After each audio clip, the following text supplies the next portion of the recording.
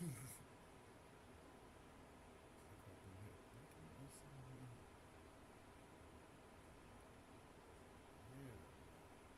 there we go.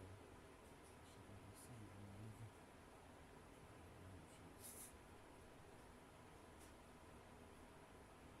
Down like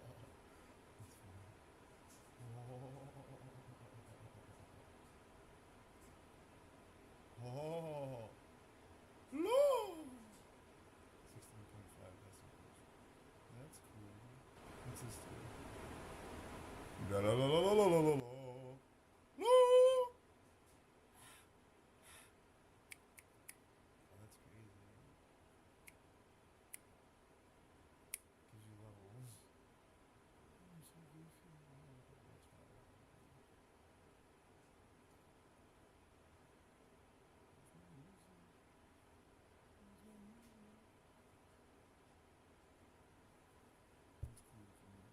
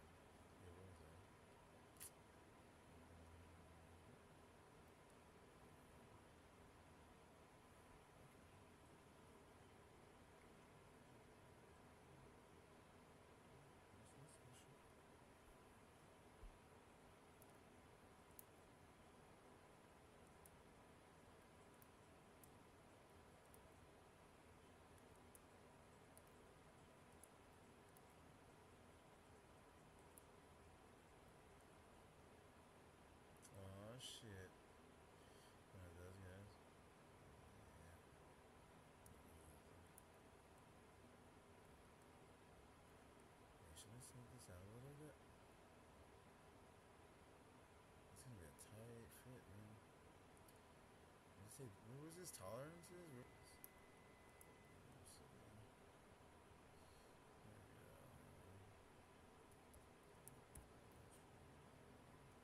Here we go.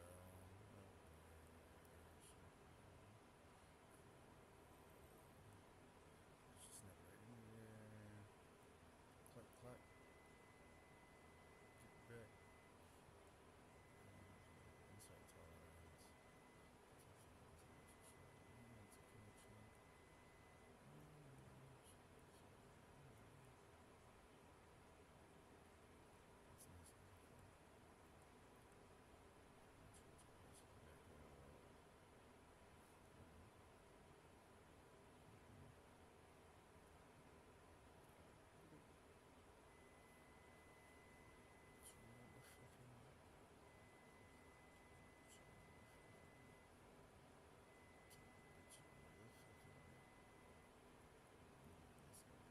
That's nice. That's my favorite thought. Build on me. Build on me.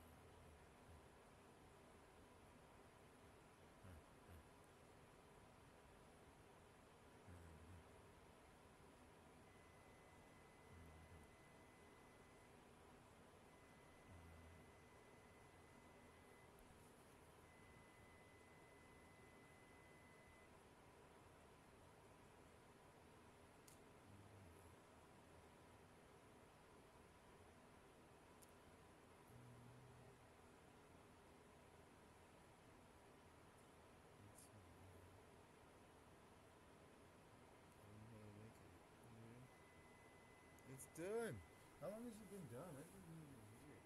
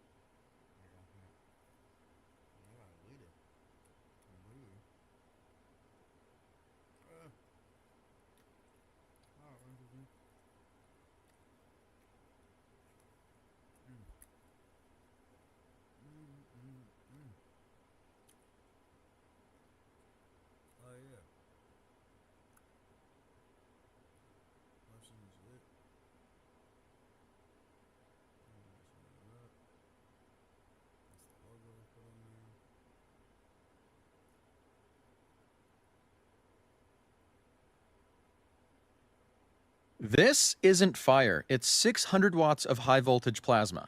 No flame, no gas, just raw electricity. And yes, this actually cooks food. For thousands of years, we've cooked with fire. It's simple, it's reliable, and it brings people together, but it's never been perfect. Gas made it easier, but it also made things a lot more dangerous. Then came electric. No flame, safer. But it lost something. It lost the connection to where we come from. So what if you could have both? No gas, no explosion risk, but still all the flame. This is the plasma era.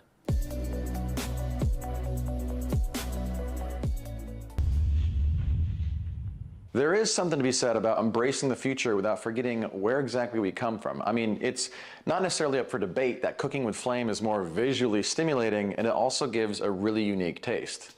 Staring into campfires and pondering the mysteries of the universe is one of the most universal human behaviors, perhaps because the mastering of fire is what launched our species into the future in the first place.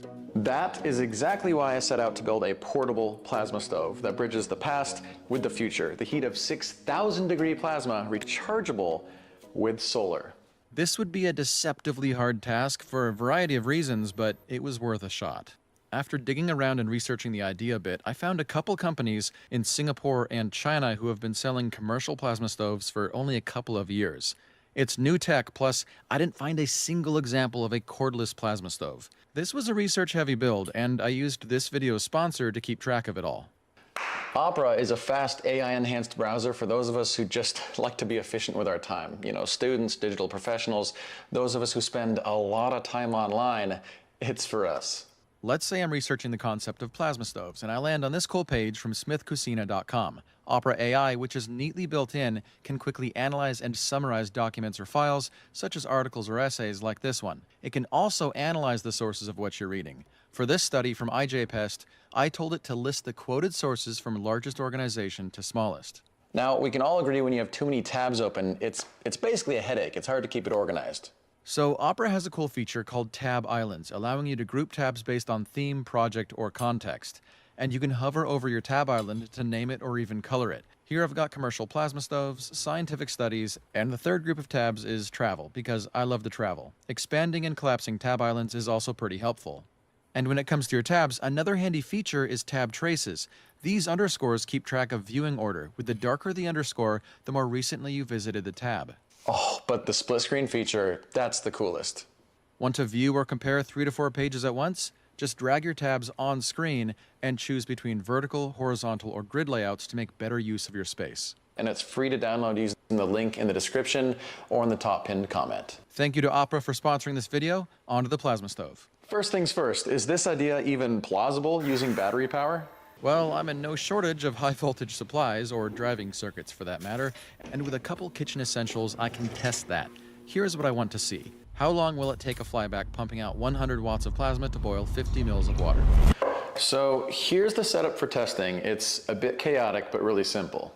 A ZVS driver powers this flyback with its electrical ground attached to the metal cup, and its high voltage positive will arc to the bottom of the cup. When power is applied, 6,000-degree plasma will become a heat source. To measure water temperature over time, a simple cooking thermometer will suffice as long as I keep stirring the sample. Okay, 3, 2, 1. That'll do. Starting at 70 degrees. Honestly, I was surprised how fast the temperature rose. It only took 12 seconds to rise 10 degrees. And here you can see superheated water directly above the flame. About 20 seconds more, and the water rose another 10 degrees. Continuing to mix the water periodically, and about 80 seconds later, it had risen another 20 degrees. The plasma was transferring heat quickly, and the temperature kept rising. Ultimately, I stopped this test once the water hit 170 because the off-the-shelf ZVS was about to burst into flames.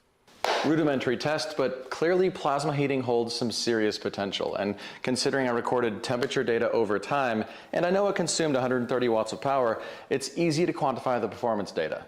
To heat water by 100 degrees, it took a total of 410 seconds. This graph indicates that my experimental setup had diminishing returns and that it may even struggle to boil water.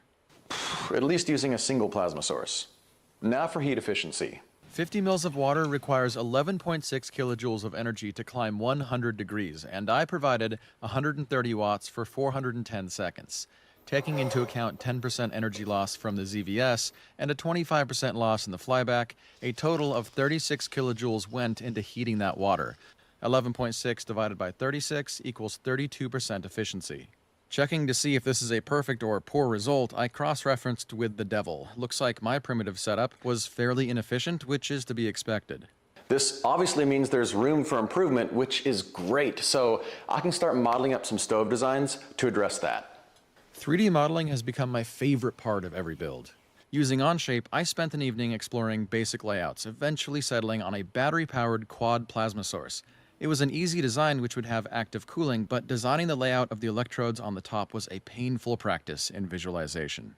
Here's why. For each high voltage source, the electrodes need to be spaced close enough together for an arc to always initiate, but then the geometry needs to allow convective plasma rise to pull the plasma up and stretch it out horizontally, just like a Jacob's ladder, except this needs to be compressed really short. There's the challenge. Ultimately, this electrode setup smells the absolute best to me, and here's why. Between any two electrodes is a 1 centimeter gap. Now, the high voltage transformers I'm building for this still have no problem pushing plasma across a 1 centimeter gap at any given time. Plasma burns at thousands of degrees, right? So convection takes place, pushing that plasma channel upward, just like a Jacob's ladder. So once this side of the plasma channel rises up and touches the pan, it'll swing over to become vertical between the bottom of the metal pan and the top of the electrode. All in all, this design would isolate low and high voltage components as well as the heat of 6,000 degree plasma from the PLA structure, which melts at like 150 degrees. Prior to building any actual electronics, I needed to make sure that the structure of the stove actually made sense. Is it too big? Is it too small? So assembling the 3D printed structure was first on my agenda.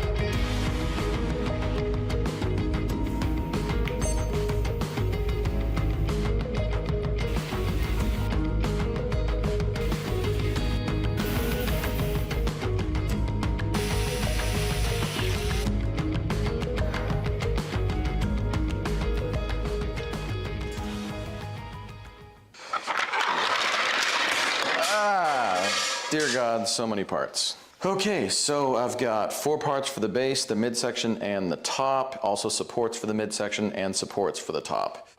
That's 20 pieces. Oh, why do I do this to myself? Per usual, Gloop is my glue of choice for bonding my 3D prints together. Not sponsored by them, I just love the product. It's all I use.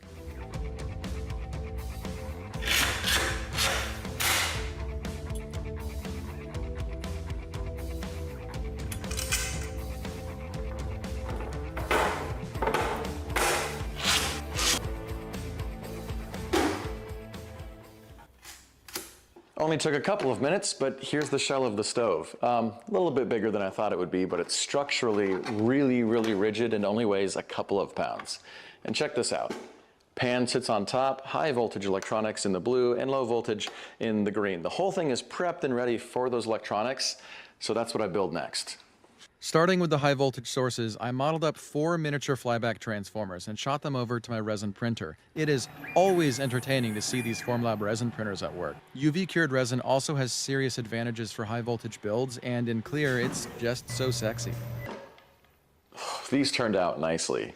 4 high voltage secondaries that used to be liquid resin and now are clear solid plastic. I love resin printing.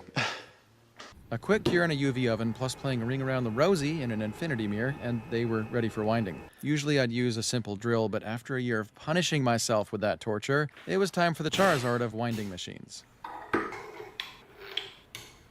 Took a bit of experimenting to get the settings right for this flyback core, but then it was off. Commercial quality, and I couldn't be happier. Escaping the torture, though, was just momentary, because next up was a resin pour.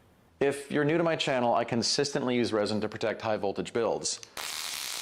Like this, because at really high voltages, air is your enemy. It's superconductive. So if you're winding a coil of wire, you need to remove all of the air out from between those turns, or else when you turn it on, the high voltage, though, was just momentary, because next up was a resin pour.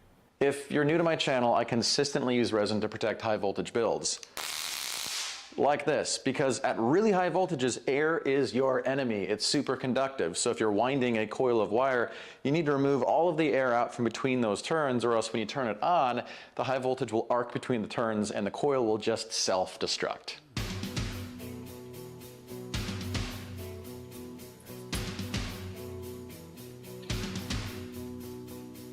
After the resin cured and I threw a core into it, here is the high voltage flyback. It is a beaut. I think it's the best transformer I've ever made. 2,500 turns of wire, I think 185 meters of wire, encased in a ridiculous amount of resin. It's designed to be abused, so that's what I'm gonna do. I'm gonna throw a primary on this and run a stress abuse test on it. All right, I've got the same stock ZVS driver that I used during the first test, and a fairly standard 6x6 primary. To be safe, I started with really low power. All right, initial tests. All right. It's not too bad for 9 volts. At 9 volts, it only drew 30 watts. And here's looking at 12. Oh, much better. Much better. 12 volts drew twice the power at 60 watts. I do intend to run this stove off of 4S LiPos, which fully charged is between 16 and 17 volts. So one more test at 16 volts. At these voltages, it pulled twice the power again at 120 watts. 120 watts really just isn't gonna cut it. Now 150 to 200, that's juicy. And adding a few microfarads of capacitance to the tank circuit of the ZVS will help with that. Yes, that's the intensity of plasma I need. And this increase in intensity is because it was now pulling close to 190 watts. And that is still cool to the touch. Awesome. Honestly, great results, but there's still room for improvement. Despite the 2,500 turns in this secondary, it barely produced enough voltage to jump maybe a 1 centimeter gap at most. That's not gonna cut it for this project. So I wound another secondary with 4,000 turns of wire, which should produce a much higher voltage. Okay, full 16 volts.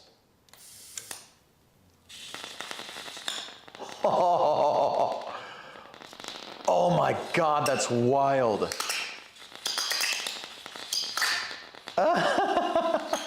Plasma now initiated at 13 millimeters, which was an improvement, meaning the high voltage flyback design was good. It could handle 200 watts, producing 15 kilovolts. Right, time to work on the drivers. These cheap ZVS drivers, they actually still run pretty hot and they lack a lot of capacitance. Honestly, any wasted energy here is lost heat at the top of the stove. Luckily, I had a few MOSFETs left over from my Plasma Sword build, which are a new class of MOSFET that run super cool and handle ludicrous amounts of power. I also have these 1 microfarad caps for a future video, which I could steal a few of, so it was just a matter of unsoldering and replacing. Don't need these.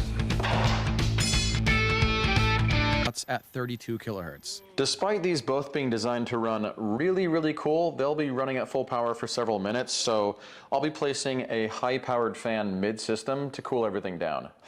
You'll soon see the fan was overkill. Regardless, these two are the core elements of the entire stove, so I built 3 more identical transformers, taking care to properly cast them and give them a good shine. After the additional flybacks, I finished up with 3 identical ZVS drivers, and now all the circuitry needed to produce plasma was done. Okay, numbers check. There's 4 circuits, each pulling between 150 to 200 watts of power continuously. That's 800 watts of continuous power needed. So that's why the base will contain 2 giant-ass LiPos, the biggest I've ever seen, 20 amp hour total.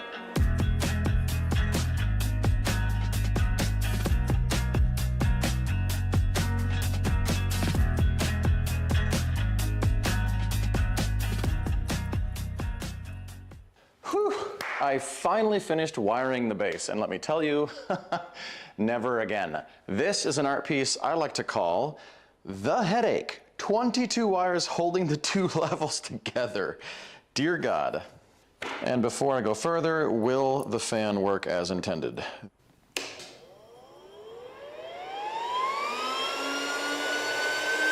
Yes, I know, I accidentally installed a jet turbine instead of a small fan, but at least everything will stay cool. Connecting the flybacks with a floating high voltage ground and carefully installing the top, the hardest part was over. So at this point, this stove is just about complete. I've got 2 of the 4 electrode pairs in place on the top of the stove. This geometry should cause an arc to initiate at the base between the 2 electrodes. Convection will pull the left side of the arc up this ramp where it'll contact the bottom of a metal pan. First tests in 3, 2, 1. Why only 1 arc?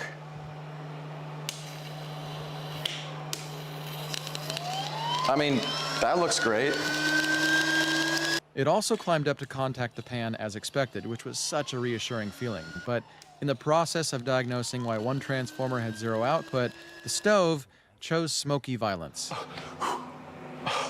I had blown not just one, but both of the ZVS drivers on a circuit. A closer look revealed the MOSFETs had basically locked fully on and shorted out the output. This perplexed me. The ZVS drivers were cold, the MOSFETs, the wiring, the flybacks, everything was cool to the touch. And I spent the better part of an entire day taking apart the whole stove and scoping everything, which totally sucked. In the end, I wondered, was it maybe the shared floating high voltage ground that was doing it? Turns out, yes. Naturally, the transformer outputs are out of phase, and the floating ground connection caused them to tug on each other's output. This led to interference.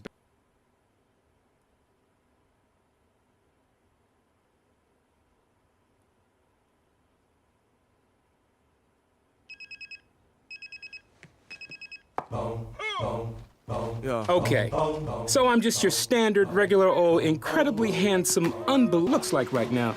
She's a dark cry from where it all began. That's why I promised my parents I'd get an education, graduate, and get myself out of there. I guess for a kid from the hood, I'm living the American dream.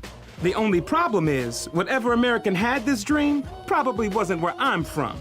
And if he was, he should have mentioned the part about how when brothers start getting a little money, stuff starts getting a little weird. Like in my neighborhood, sometimes I feel like a bit of an oddity. And if you look to your left, you'll see the mythical and majestic Black family, out of their natural habitat and yet still thriving. Go ahead and wave. They'll wave right back. They're just amazing. Sometimes I worry that in an effort to make it, Black folks have dropped a little bit of their culture.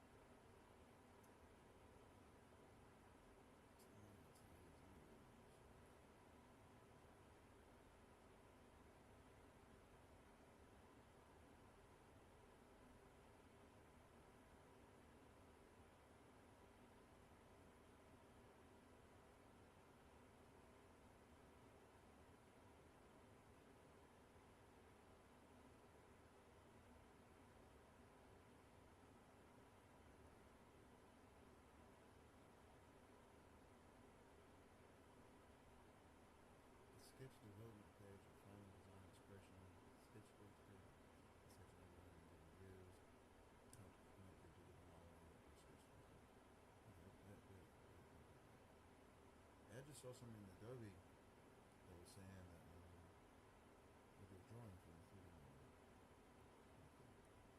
I don't know if this is kind of a sketch.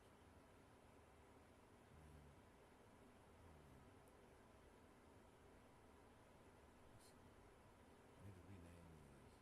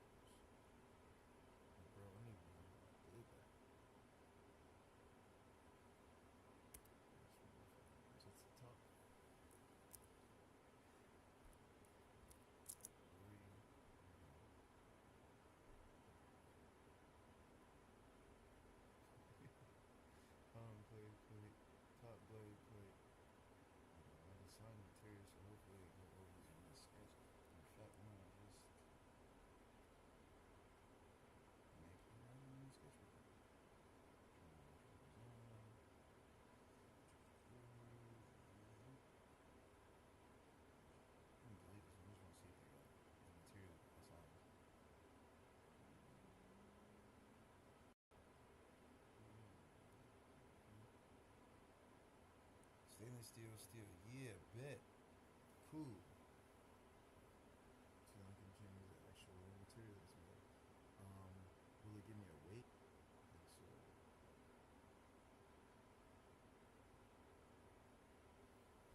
Yes. Oh, he's moving it. Okay, I don't want to move it.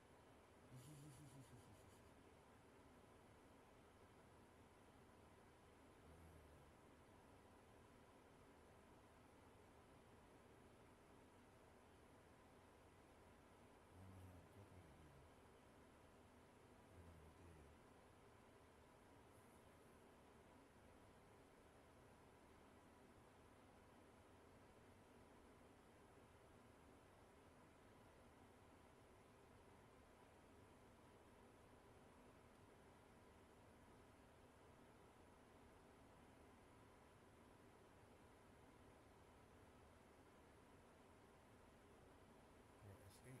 I don't know what I'm doing here. Oh, I ended it. So I'm gonna edit this one. Let's go here. Go here. Here. Down here. They keep asking me to move it. I don't move it. There's one down.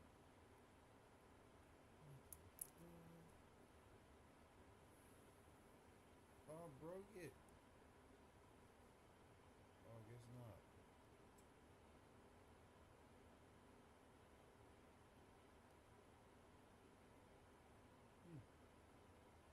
Let's see if we can modify that. Rotate, move, rotate, delete, create, base view, resolve view. Nah, that's the wrong thing. I'm clicking on. What's that? I'm clicking on this. Repeat and do, modify dimensions, tables. It's okay. So in here, double click.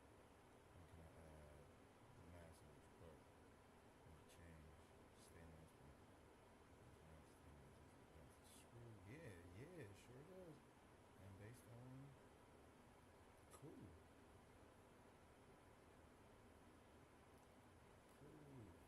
Is there a price?